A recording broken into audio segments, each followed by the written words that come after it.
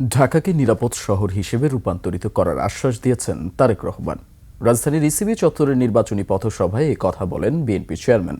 তারেক রহমান বলেন, সরকার গঠন করতে পারলে ঢাকা শহরে ৪০টি খেলার মাঠ তৈরি করবে বিএনপি। বিকেলে নিজের আসনে পথসভায় ধানের শীষের পক্ষে ভোট চান বিএনপির চেয়ারম্যান।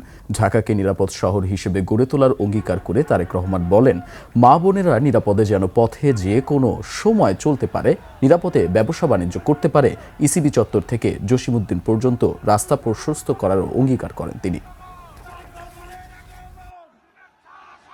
আমি এই এলাকারই সন্তান এবং এই এলাকার সন্তান হিসাবে এই এলাকার মুরব্বী, এই এলাকার মাদের কাছে, এই এলাকার ভাইদের কাছে, এই এলাকার বোনদের কাছে আজ আমি ধানের শীষের জন্য ভোট চাইছি। আজ আমি ধানের শীষকে জয়যুক্ত করার জন্য আমার এলাকাবাসী ভাই বোনদেরকে, মুরব্বীদেরকে আমি বিনীত অনুরোধ জানাচ্ছি।